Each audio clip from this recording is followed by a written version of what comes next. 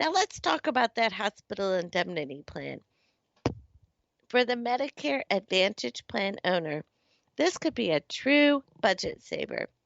For less than $50 a month, and again, if approved, you have to meet the standards, you could mitigate the risk of between $3,000 and $5,000 in hospitalization copays. Is this worth it? Well, let's see. $600 a year to mitigate the risk of 3 to 5 grand. Yes, that leaves you up by 2,400 to 4,400. Whoa, that's pretty good. So if you're on a fixed income and you can squeeze out another 50 per month, you'd be well advised to look into some of these plans. Now for the Medicare supplement owner, this could mean a big savings per year if you're reaching the upward limit of your ability to pay the premium. This is an entirely different discussion. It's an individual calculation and decision. And if you want help with that, please let me know or contact your trusted agent before you change your supplement. And that 800 number or Medicare website is not, let me put it in big capital letters, NOT, not your trusted agent or your local agent. You want to talk to somebody you can see and hear and who will give you a brochure and who will do the math. And I want them to take the time to run an example so you know exactly what you're choosing if you choose to walk away from your supplement. It's not all the green pathways that they're advertising on some of these ads on TV, okay? Now, people on regular insurance, under 65 people, or people on alternate plans like the sharing ministry can also get hospital indemnity plans. And of course, the younger you are, the less they cost. And there are several companies out there that offer them. Now, I want you to be careful about where you get it so you get a plan that will pay your claim if you have one. Some don't pay as quickly as they advertise, and of course, you have to do all of the paperwork in a timely fashion to get paid. That goes without saying, but they aren't going to pay a claim if you don't fill in the paperwork and prove that you have a claim. Would you want them to just pay out money when there wasn't a proven claim? I think not. So you need to make sure you do that. Now, one of the most unfortunate stories that I can relate to you is from the annual enrollment period of an older person who was on Medicare and had a supplemental insurance plan. Yeah. And they listened to a mischievous neighbor that told them they were being robbed and that they should go back to standard Medicare and save a bundle. Well, that supplemental plan pays all of their copays and deductibles. That's what the premium is for in a supplement. Anyway, this person, came and talked to me. I explained the facts and the options. And then they said to me, well, my neighbor man, is more informed than you are. Well, when you put it that way, what do you want me to do? I cannot stop you from harming yourself. Long story short, they returned after the fact to yell at me that they were skunked. I didn't skunk them, the neighbor did. That change is going to cost that person thousands of dollars in 2020, and they will not be able to change it again until when annual enrollment comes up in October, and that won't go into effect until January 1, 2021. So long story short, be careful who you listen to. Okay? That broke my heart for that person, though. That was so needless. So, my friends, hear me clearly from my heart. Your neighbors, your banker, your broker, your lawyer, your doctor, your librarian, your senior center, and your area office on aging. The 800 number, the advertising website, social media, all of the above. may demand your loyalty, and they may tell you what to do. But in the end, they are not going to reimburse you for bad decisions, and they are not duly licensed agents.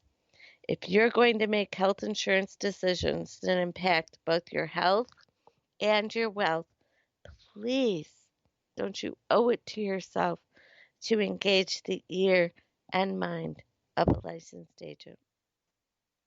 The money you save is your own. Now, let's have an interesting little bit of tidbit before we wrap up this show. We got real serious there for a second, didn't we?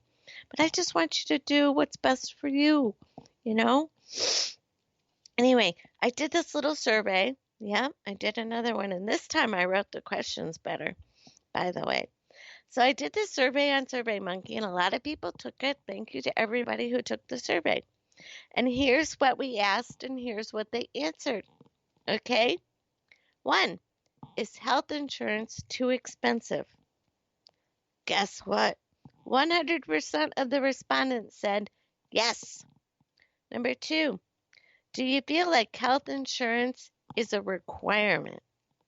Unbelievably, 90% of the people said yes.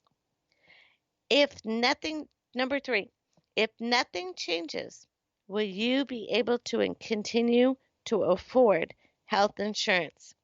65% said yes, they thought they could. Number 4, what is your current premium per month, including the part your employer pays? 18% said $250 per month or less. 45% said $251 to $750 per month.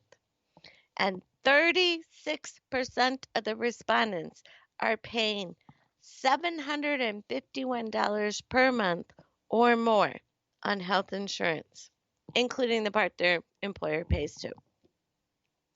Number 5, in addition to that premium, what is your yearly deductible?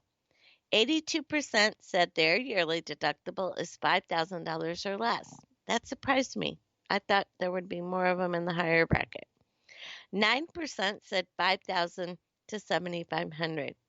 That left us with 9%, or almost 9%, that said their yearly deductible is indeed over $7,500. Now, number 6, the question is, what portion of your total income goes to health insurance? 18% said more than 10%. That's a lot.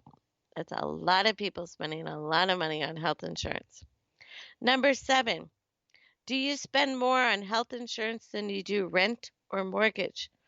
45% of people are spending more money on health insurance than their rent or their mortgage. You see what I mean by backwards, upside down, and sideways? Well, okay, to me. That was just my opinion flying in there. Number 8, do you also experience difficulties getting your claims paid? 18% said yes. Number 9, would you be willing to explore alternative ideas or programs? 82% said yes. That's why I did these 2 shows, because 82% of you needed it. Number 10, do you consider or research the cost of care before selecting a provider or procedure? This one knocks my socks off. 82% of them said yes. Number 11, would you like a written estimate prior to receiving care? 91% of them said yes. Number 12, are you tired of the health insurance hassle? Again, 91% said yes. And number 13, just out of curiosity, I wanted to divide up our folk. I asked, are you currently on Medicare or uninsured? 18% said yes. And I did not divide which ones were on Medicare and which ones were uninsured. But isn't that interesting? Now, does that tell you, are alternative plans for everyone? No, of course not. Neither is comprehensive insurance, though. especially when you look at the cost versus the benefit. But you have to be informed before you can decide. So, if nothing else, we gave you a lot of information in these two shows, and you can start to be more informed. And being informed is one of the services that I provide to you. So, if you have any questions about this touchy topic, don't forget you can email me, Rhonda, RONDA, at rcmoneycoach.com. Visit the brand new website, rcmoneycoach.com, or you can find us on LinkedIn, Ronda Cobb, the Money Coach, and also on Facebook, Ronda Cobb, the Money Coach. And you know what I'm going to say before I say it. Be grateful, and you will attract good things. Until next time, I'm Ronda Cobb, the Money Coach. Thanks for joining us.